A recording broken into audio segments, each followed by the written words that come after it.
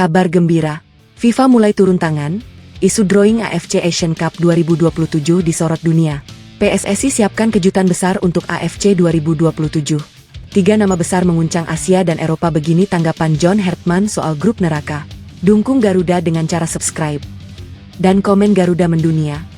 Di tengah panasnya spekulasi yang belum mereda, muncul satu perkembangan yang membuat situasi semakin mengguncang. Dalam narasi yang beredar, Badan Sepak Bola Dunia, FIFA, disebut mulai memantau dan menindaklanjuti berbagai isu yang berkembang terkait drawing AFC Asian Cup 2027. Kabar ini langsung memicu reaksi besar. Jika sebelumnya isu hanya berputar di level Asia, kini ceritanya naik ke panggung global. Dalam versi cerita yang berkembang, FIFA disebut tidak ingin ada bayangan negatif terhadap integritas kompetisi, terutama menjelang turnamen besar di berbagai kawasan.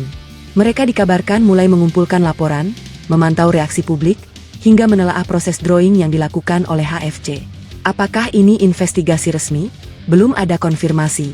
Namun narasinya sudah terlanjur menyebar. Dan efeknya langsung terasa.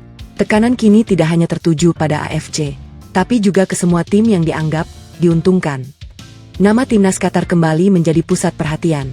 Bukan karena performa, tapi karena posisi mereka dalam cerita besar ini. Jika FIFA benar turun tangan, meski hanya sebatas pemantauan, maka seluruh dinamika turnamen bisa berubah. Transparansi akan disorot. Setiap keputusan akan diawasi, dan ruang untuk narasi liar akan semakin sempit. Di sisi lain, timnas Indonesia justru berada dalam posisi yang semakin menarik. Dari tim yang awalnya dianggap korban grup neraka, kini berubah menjadi simbol dari satu hal. Tim yang berdiri di tengah badai isu terbesar Asia. Dan jika benar FIFA ikut mengawasi, maka satu hal menjadi jelas. Tidak akan ada lagi ruang untuk keraguan. Tidak akan ada lagi tempat untuk spekulasi. Karena semuanya akan dipaksa menjadi terbuka. Hasil drawing AFC Asian Cup 2027 langsung mengguncang jagat sepak bola Asia.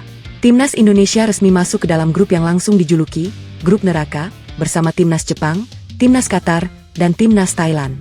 Namun yang membuat situasi semakin panas, bukan hanya soal beratnya lawan, melainkan rumor yang mulai beredar di balik layar. Dalam versi cerita yang berkembang, muncul dugaan bahwa ada skenario tersembunyi yang mengarah pada satu tujuan, memastikan timnas Qatar tidak tersingkir lebih awal. Sebagai kekuatan besar dan simbol sepak bola Timur Tengah, Qatar disebut-sebut memiliki posisi strategis dalam peta kompetisi Asia. Dalam narasi ini, ada kekhawatiran bahwa munculnya kekuatan baru seperti timnas Indonesia bisa mengganggu dominasi yang sudah terbentuk. Dan disinilah semuanya mulai terasa tidak biasa. Indonesia, tim yang sedang naik daun, dengan proyek besar dan kedatangan pemain top Eropa, justru langsung ditempatkan di jalur paling berat. Bertemu Jepang yang disiplin, Qatar yang kuat secara struktur, dan Thailand yang penuh rivalitas. Apakah ini kebetulan, atau bagian dari permainan besar? Tidak ada bukti, tidak ada konfirmasi. Namun dalam narasi yang beredar, semuanya terasa terlalu sempurna. Di sisi lain, PSSI justru tidak terpancing. Mereka memilih diam. Tapi diam yang berbahaya. Karena di balik itu, persiapan besar sedang dilakukan. Kedatangan pemain seperti Pascal Struijk, Ian Maatsen, dan Jairo Riedewald menjadi sinyal jelas bahwa Indonesia tidak datang untuk sekadar bermain. Mereka datang untuk melawan segalanya. Tekanan, atmosfer, bahkan skenario. Karena satu hal yang mulai dipercaya oleh para pemain. Jika memang ada rencana untuk mengamankan satu tim, maka satu-satunya cara adalah menghancurkannya di lapangan. Pertandingan pertama akan menjadi kunci. Jika Indonesia mampu mengguncang Qatar, maka bukan hanya hasil pertandingan yang berubah, tapi seluruh narasi besar yang selama ini beredar, bisa runtuh dalam satu malam. Seiring waktu berjalan, narasi tentang Qatar akan diamankan justru tidak mereda, malah semakin meluas. Beberapa pengamat mulai melihat ini bukan lagi sekadar reaksi emosional, tapi sudah berubah menjadi opini yang menyebar cepat di kalangan publik Asia. Di balik itu, nama AFC terus disorot. Bukan karena bukti konkret, tapi karena tekanan persepsi yang semakin besar. Banyak yang mulai mengaitkan berbagai kemungkinan, dari kepentingan komersial, citra kawasan, hingga stabilitas kekuatan sepak bola Asia. Namun di titik ini, situasinya jadi menarik. Karena semakin besar narasi, Qatar akan dijaga, justru semakin tinggi ekspektasi publik terhadap timnas Qatar itu sendiri. Artinya, jika mereka tampil dominan, akan dianggap wajar. Tapi jika ada keputusan yang menguntungkan, sorotan akan langsung membesar. Tekanan itu kini berbalik arah. Bukan hanya ke Indonesia, tapi juga ke Qatar. Di sisi lain, timnas Indonesia justru berada di posisi unik. Mereka datang tanpa beban, harus menang, tapi membawa satu kekuatan yang jauh lebih berbahaya.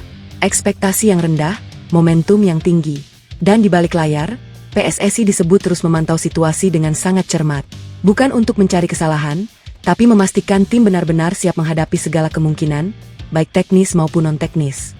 Masuknya Pascal Struijk, Ian Maatsen, dan Jairo Riedewald kini bukan hanya soal kualitas, tapi juga soal pesan, bahwa Indonesia tidak datang untuk ikut arus. Mereka datang untuk menantang narasi. Dan disinilah semuanya menjadi semakin panas. Karena jika nanti hasil di lapangan berjalan normal, maka isu ini akan perlahan hilang. Tapi jika terjadi hal-hal yang dianggap janggal, maka bukan hanya pertandingan yang akan dibahas, melainkan seluruh sistem yang akan dipertanyakan. Di saat perdebatan di Asia belum mereda, sorotan justru melebar hingga ke Eropa. Sejumlah media mulai mempertanyakan hasil drawing AFC Asian Cup 2027 yang menempatkan timnas Indonesia di grup yang dianggap terlalu berat. Dalam narasi yang berkembang, beberapa analis Eropa menyebut situasi ini sebagai tidak biasa, bukan karena melanggar aturan, tapi karena kombinasi kekuatan dalam satu grup dinilai terlalu timpang. Bagaimana mungkin satu grup langsung berisi Timnas Jepang, raksasa Asia, Timnas Qatar, kekuatan finansial juara, dan Timnas Thailand, rival regional kuat. Sementara Indonesia sedang dalam fase peningkatan pesat. Bagi sebagian pengamat Eropa, ini bukan sekadar undian berat, tapi grup dengan kepadatan kualitas yang terlalu tinggi dalam satu tempat. Ada yang menyebutnya sebagai early final in disguise. Ada juga yang menilai ini sebagai ujian ekstrim bagi tim yang sedang berkembang seperti Indonesia. Namun yang membuat narasi ini semakin panas adalah satu kalimat yang mulai beredar di media luar. Indonesia mungkin ditempatkan di jalur tersulit saat mereka sedang menuju level berikutnya. Kalimat itu langsung memicu tafsir baru. Apakah ini hanya kebetulan dari sistem pot? Atau ada faktor lain yang membuat Indonesia harus menghadapi tekanan maksimal sejak awal? Tidak ada jawaban pasti. Namun yang jelas, perhatian Eropa kini mulai tertuju pada timnas Indonesia, bukan lagi sebagai tim biasa, tapi sebagai proyek yang sedang berkembang cepat dan berpotensi mengubah peta kekuatan Asia. Dan ketika media luar mulai ikut mempertanyakan kewajaran situasi ini, maka tekanan tidak lagi hanya datang dari dalam Asia, tapi sudah menjadi sorotan global. Seiring tekanan publik yang terus meningkat, narasi baru mulai muncul lebih berani. Bukan lagi sekadar Qatar diamankan, tapi berkembang menjadi tudingan lebih besar, bahwa drawing AFC Asian Cup 2027 sengaja dibentuk agar tim-tim dari kawasan tertentu, khususnya Timur Tengah, memiliki jalur lebih aman untuk lolos dari fase grup. Dalam versi cerita yang beredar, beberapa pihak menilai pembagian grup terasa tidak seimbang. Ada grup yang dianggap terlalu ringan, sementara grup lain, seperti yang ditempati timnas Indonesia, justru penuh dengan tekanan maksimal sejak awal. Nama AFC kembali menjadi pusat spekulasi, bukan karena ada bukti, tapi karena pola yang dianggap menguntungkan arah tertentu. Narasi ini semakin liar ketika dikaitkan dengan kepentingan besar, hak siar, citra kawasan, hingga dominasi lama yang tidak ingin digeser terlalu cepat. Sementara itu, timnas Qatar dan tim-tim Timur Tengah lainnya justru berada dalam posisi serba sulit. Jika mereka lolos dengan mulus, akan dianggap sesuai skenario. Tapi jika ada keputusan yang menguntungkan, sorotan akan semakin tajam. Tekanan kini berubah menjadi dua arah. Tangan menunjuk kanan Indonesia diuji sebagai penantang. Tangan menunjuk kanan Qatar dan lainnya diuji sebagai yang dituduh diuntungkan. Di tengah situasi yang makin panas ini, PSSI tetap memilih jalur yang paling berbahaya. Diam, tapi siap. Karena mereka tahu satu hal, narasi bisa dibangun siapa saja, opini bisa diarahkan kemana saja. Tapi pada akhirnya, satu-satunya hal yang tidak bisa dimanipulasi adalah performa di lapangan. Dan jika Indonesia mampu melewati semua tekanan ini, maka bukan hanya grup neraka yang berhasil dilewati, tapi juga seluruh tudingan, spekulasi, dan cerita besar yang selama ini berkembang akan runtuh dengan sendirinya.